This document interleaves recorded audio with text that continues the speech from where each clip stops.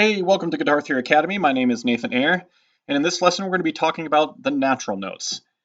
Now, if you remember from the previous lessons on the musical alphabet, the natural notes are 7 of the 12 notes that just have the letter names, right? There's no sharps or flats, it's just the letter A, or the letter B, or the letter G, right? It's the note G. There's no G sharp or G flat, it's just G, okay? So there's 7 of them.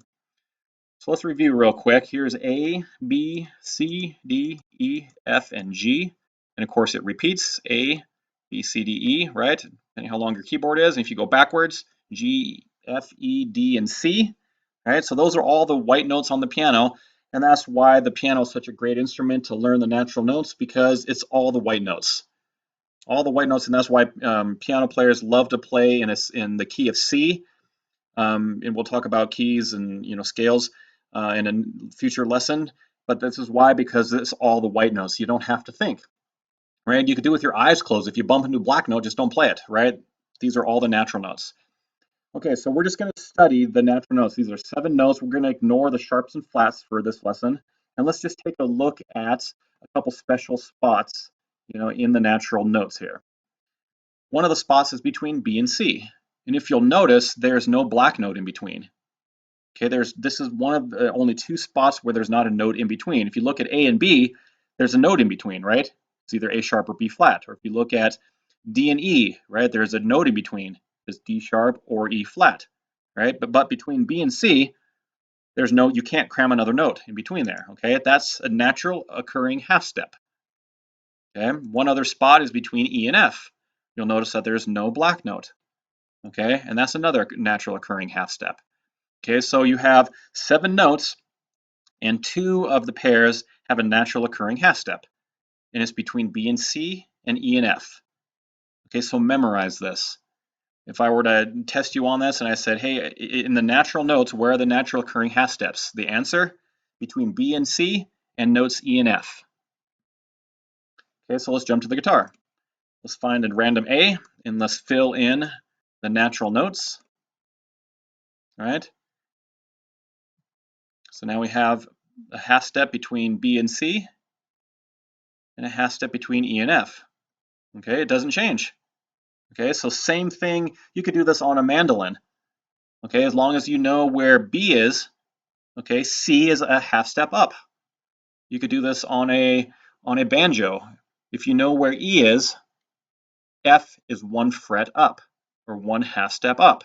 So you'd understand how you're starting to learn this theory. This is universal for all Western music and any instrument. You could play a French horn, and you know that if someone plays a C, I know that, I don't play French horn, but whatever the technique is to move a half step down, I know that's where my B is located. Okay. And the other notes are obviously, if I know where my C is, well then the D is a whole step above that. Okay, so let's look at the natural notes again. So between A and B is a whole step. Between B and C is a half step. That's the magic spot in red. Between C and D is a whole step. D and E is a whole step. E and F is a half step. Again, another magic spot. And F and G are a whole step. And of course, between G and A is a whole step. You start over. Okay, so again, the magic spots are B and C and E and F. Let's take a look one more time on the guitar. Okay, so it's a lot easier to say there's just a half step between B and C and E and F. The rest are whole steps. Okay, so let's look at the half steps between B and C and E and F on the 6th string of the guitar. Okay, so the 6th string of the guitar is tuned to E, so naturally I know that F is on the 1st fret. And if I know that F is on the 1st fret, I know that G is on the 3rd fret because F and G are a whole step apart. Right? And then of course between G and A is a whole step, and now my pattern starts over on the 5th fret, right? Let's look at the 5th string. 5th string is an easy one because it's tuned to an open A string.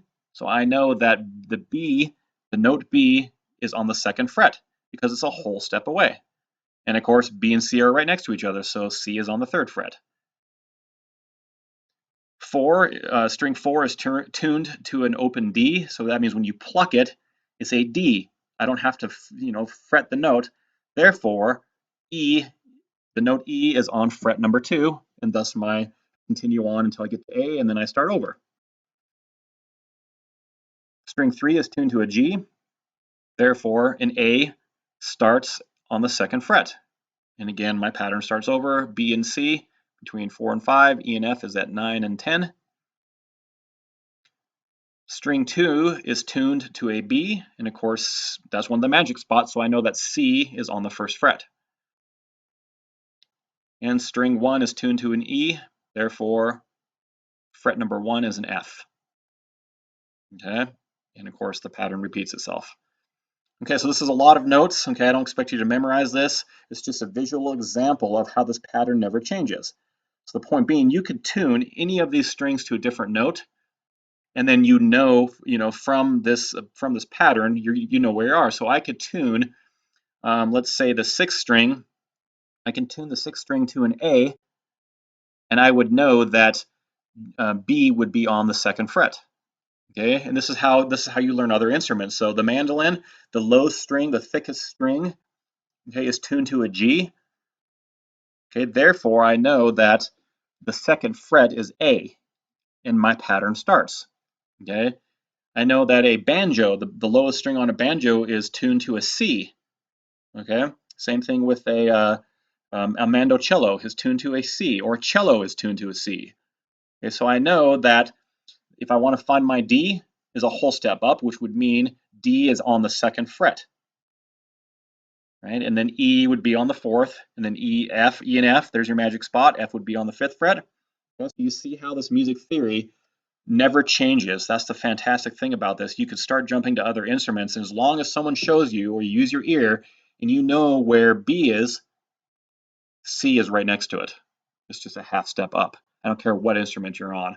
Now the technique might be different. Like if you're on a horn, you may be pressing down your fingers in some crazy way. I'm not a horn player, but you get the point that the C is always next to the B. Super cool stuff. Okay, so let's review. There's a natural occurring half step between notes B and C and E and F. The rest of the natural notes have a whole step between them. So memorize this. B and C, E and F. E and F, B and C. Okay, those are the 2 magic spots. You have to know this. Do flashcards if you want. Write it down 10 times on a piece of paper, like you got in trouble and you're writing on the chalkboard from your teacher, right? You have to know this. This is just one of those things. There's no easy fun way to practice this. I'd get a piece of paper and just write the sentence down. There's a naturally occurring half step between notes B and C and E and F, right? You have to know this. Okay, that's it for this lesson. We'll see you in the next lesson.